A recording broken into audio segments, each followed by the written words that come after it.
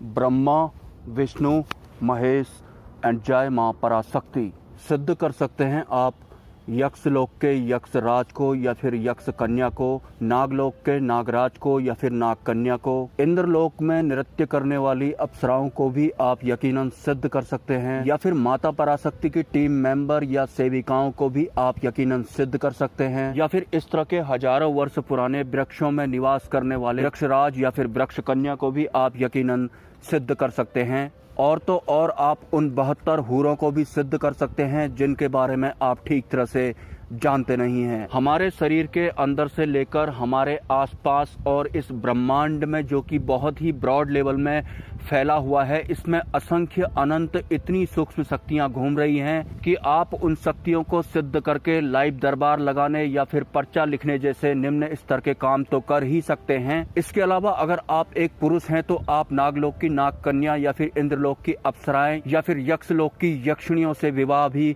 कर सकते हैं और इस स्थूल जगत में उनके साथ जीवन यापन भी कर सकते हैं। और अगर आप एक स्त्री हैं तो आप नागलोक के नागराज से विवाह कर सकते हैं, या फिर इंद्रलोक के किसी सेनापति से विवाह भी कर सकते हैं, या फिर यक्षलोक के यक्षराज से विवाह भी कर सकते हैं। लेकिन सूक्ष्म जगत में बात सिर्फ काबिलियत पर जाकर रुक जाती है, और जिस काबिलियत की बात मैं कर रहा हूँ उस काबिलियत का लेना देना इस स्थूल जगत से दूर दूर तक नहीं होता है। क्योंकि मैं अपने वीडियोज में सूक्ष्म संसार की बात कर रहा हूँ तो सीधी सी बात है, सूक्ष्म जगत में एक इंसान द्वारा सामंजस्य बिठाने की काबिलियत के ऊपर यहाँ पर बात हो रही है। सूक्ष्म संसार के गूढ़ रहस्यों को उजागर करने हेतु मैं एक सीरीज चला रहा हूं। अगर आप मेरे इस वीडियो तक पहुंच ही गए हैं तो समय निकालकर अगर आप मेरे अदर वीडियो चेक करेंगे तो यकीनन सूक्ष्म जगत के विषय में आज तक के आपके जितने भी भ्रम रहे हैं वो काफी हद तक दूर हो जाएंगे। तो अब वीडियो में आगे चलते हैं। इंसान में अगर काबिलियत होगी, इंसान अगर उच्च स्तर का होगा तो ऐसे उच्च स्तर के संत हजारों सूक्ष्म शरीर बना सकते हैं और उन्हें अवतारों के रूप में पृथ्वी समेत बहुत सारे ग्रहों में भेज भी सकते हैं। लेकिन आम इंसान की तो हालत ऐसी है कि वो खुद के ही सूक्ष्म शरीर से ठीक तरह से वाकिफ नहीं है। अगर आपको कोई समस्या है, आप किसी परेशानी से जूझ रहे हैं, आपको ऐसा लगता है कि किसी नेगेटिव एनर्जी की वजह से ही आपकी दुर्गति हुई है, या फिर आपका एक वक्त बहुत अच्छा कारोबार चलता था और आप एक तरह से आजकल सड़क पर आने को तैयार हैं, या फिर आपके जो वैवाहिक संबंध हैं वो पहले जैसे अब नहीं रहे, लेकिन आपको इन समस्याओं का समाधान नहीं मिल रहा है और इसके फलस्वरूप आप किसी पर्चा लिखने वाले निम्न स्तर के बाबा के यहाँ जाने की प्लानिंग कर रहे हैं, या फिर अपना पर्चा लगने की बारी का इंतजार कर रहे हैं। यकीन मानिए, आपको किसी भी पर्चा लिखने वाले निम्न स्तरीय साधु बाबा के शिविर में जाने की जरूरत बिल्कुल भी नहीं पड़ेगी अगर आपको अपने पूर्व जन्म का ज्ञान हो गया। क्योंकि उस परम तत्व परमात्मा ने जो प्रारब्ध की व्यवस्था की है, जिसमें कि हमारे बहुत सारे जन्मों के अच्छे और बुरे कर्मों का असर इस जन्म में पड़ता है, तो हमारे द्वारा किए गए अच्छे कर्मों का फल जब हमें ठीक तरह से प्राप्त नहीं हो रहा है तो सीधी सी बात है, पूर्व के किसी जन्म में किए गए बुरे कर्मों का असर हमारे इस जन्म के अच्छे कर्मों में भी पड़ गया है। यकीनन जिस भी समस्या से आप जूझ रहे हैं, आपको ऐसा लगता है कि आपने तो किसी का कुछ भी नहीं बिगाड़ा तो आपके साथ इतना बुरा क्यों। अगर आपको इसी वक्त आपका पुराना जन्म याद दिला दिया जाए तो उसके बाद आप इन पर्चा लिखने वाले निम्न स्तर के साधु संतों के दरबार में जाने की सोचेंगे भी नहीं। आजकल की आम जिंदगी की बात करूं, आप अपने पड़ोसी को ले लीजिए या फिर अपने रिश्तेदार को ले लीजिए या फिर आप खुद को ही ले लीजिए, आपको दूसरे इंसान की खुशी से चिढ़ होती है। उसके फलस्वरूप कुछ लोग तो अपने ही रिश्तेदारों में तंत्र मंत्र टोने टोटके करा देते हैं और कुछ तो किसी की जायदाद हड़पने में लगे हुए हैं, और ये घर घर की कहानी है।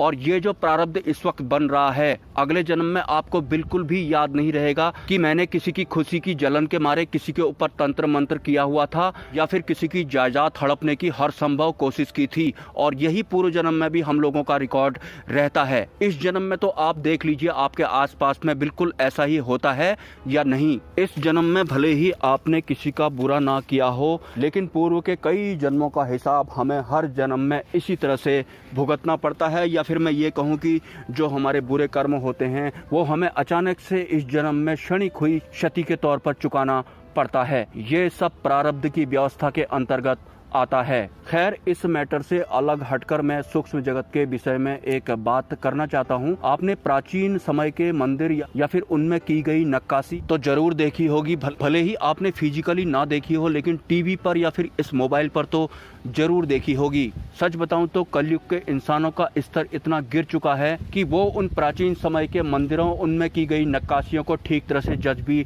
नहीं कर सकता है। सच बताऊं तो वो एक अलग सभ्यता हुआ करती थी। उसमें जो इंसान होते थे वो बिल्कुल भी हम इंसानों की तरह नहीं होते थे। और तो और उस वक्त भगवान भी कुछ अलग हुआ करते थे।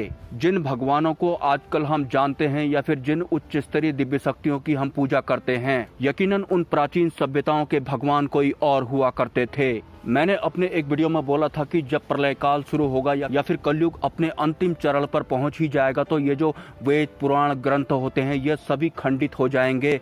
मंत्र काम नहीं करेंगे, या फिर सिर्फ नाम जप काम करेगा, या फिर परमात्मा का स्मरण काम करेगा। हमने इन स्थूल आंखों से जो भी देखा है या फिर इस दुनिया को जितना भी हमने अपने इस मस्तिष्क में स्टोर करके रखा हुआ है, ये सभी खंडित हो जाएंगे। मतलब इन सब का अस्तित्व खत्म हो जाएगा और उसके बाद ही एक नई सभ्यता का आगमन होता है। ठीक प्राचीन सभ्यताओं में उस वक्त जितने भी भगवान हुआ करते थे, जिस तरह के भी जीव उस सभ्यता में सरवाइव करते थे, उन सभी का अस्तित्व खत्म हो गया था, या फिर मैं ये कहूँ वो सभी सूक्ष्म अवस्था में चले गए थे। जैसे कि द्वारका नगरी या फिर प्राचीन कोई अन्य सभ्यता जो कहीं कहीं पर खुदाई में सामने आ रही है। इन प्राचीन सभ्यताओं के खुदाई में जो भी अंश हमें आजकल मिल रहे हैं, आप बिल्कुल ये मत समझना कि ये एक हमारी उपलब्धि है। एक्चुअल में ये जो हमारी सभ्यता है या फिर ये जो कलयुग है, ये बिल्कुल आखिरी चरण पर पहुंच रहा है। तो हमारे इस युग में जितनी भी चीजें हमने आज तक देखी हैं, इन सभी का समापन